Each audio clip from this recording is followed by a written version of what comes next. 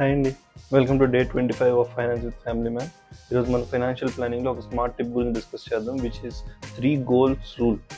3 goals అండి. మనకి లైఫ్లో ఎప్పుడైనా కానీ at any point of time మనం ఒక యాక్టివ్గా ఒక 3 గోల్స్ అనేవి మనకు ఉండాలి.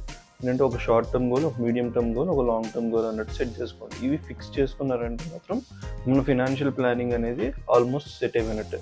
ఇప్పుడు దీంట్లో ఫస్ట్ షార్ట్ టర్మ్ గోల్ ఎలా ఉండాలంటే అది మ్యాక్సిమం ఒక 1 year లోపు మనకి ఇది అచీవ్ అవ్వాలి అనేటట్టు ఒక టార్గెట్. లైక్ ఒక 1 year తర్వాత మనం ఏదైనా ట్రిప్కి వెళ్దాం అనుకుంటున్నాం, దానికి 50,000 ఖర్చు అవుతాయి అనుకుందాం.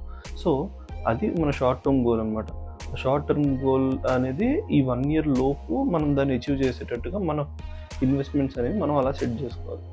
నెక్స్ట్ సెకండ్ది medium term goal. Medium term goals అనేవి 4 to 5 years, మ్యాక్సిమం 6 years వరకు ఉండేవి మీడియం టర్మ్ గోల్స్. మరి ఈ లాంగ్ టర్మ్ కాదనమాట, మ్యాక్సిమం 5 to 6 years ఉంటాయి. అదే లాంగ్ టర్మ్ గోల్ అంటే ఒక 20 years, 25 years మన రిటైర్మెంట్, ఇలాంటివి లాంగ్ టర్మ్ గోల్స్ అవుతాయి.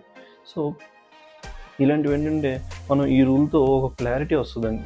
మన ఏంటంటే మన ఇన్వెస్ట్మెంట్ అనేది, మన సేవింగ్స్ అనేవి ఏ విధంగా ఇన్వెస్ట్ చేయాలి, దేనికి ఎంతెంత ఇన్వెస్ట్ చేసుకుంటే మన టార్గెట్ రీచ్ అవుతాం. ఇప్పుడు ఫర్ ఎగ్జాంపుల్ మనం 1 year తర్వాత నేను ట్రిప్కి వెళ్దాం అనుకుంటున్నాను, దానికి 50,000 కావాలి. 50,000 కావాలి అంటే ఇంకా 12 months ఉంది అనుకుందాం. 12 monthsలో మనం 50,000 గ్యాదర్ చేయాలి అంటే ఎవ్రీ మంత్ ఈజీగా మినిమం 4,000 వేసుకోవాలి. 4,000 వేస్తే 4 12 48,000 మనకి అక్యుములేట్ అవుతాయి.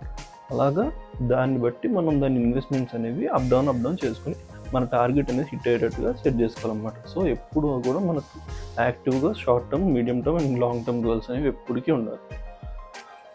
ఇలాగ ప్లాన్ చేసుకుంటూ ఉంటే మనకు డెఫినెట్లీ మన టార్గెట్స్ అనేవి అచీవ్ అవుతున్నాయా లేదా అనేది మనం రెగ్యులర్గా అబ్జర్వ్ చేసుకుంటూ ఇన్వెస్ట్మెంట్ అనేది అప్ డౌన్ చేసుకుంటూ కూడా దాన్ని మేనేజ్ చేసుకోవచ్చు. అడిషనల్ టిప్ వచ్చేసి, ఈ ఇన్వెస్ట్మెంట్స్కి ఏవేవైతే మనం యాప్స్ యూజ్ చేస్తామో, గ్రో కానీ, మనీ కంట్రోల్, ఇలాంటివి ఏమైనా యాప్స్ యూజ్ చేస్తాం కదా ఇన్వెస్ట్మెంట్స్ చేయడానికి, ఆ ఇన్వెస్ట్మెంట్స్ అనేవి ఎప్పుడు రిమైండర్ సెట్ చేసుకొని మనం ట్రాక్ చేసుకుంటూ ఉండాలి. అలా ట్రాక్ చేసుకుంటూ అది అచీవ్ అవుతుందా లేదా ఇలాంటిది ట్రాక్ పెట్టుకుంటే చాలా బెటర్ అనమాట. ప్లాన్ లేకుండా ఉంటే మనీ వేస్ట్ అవుతాయండి.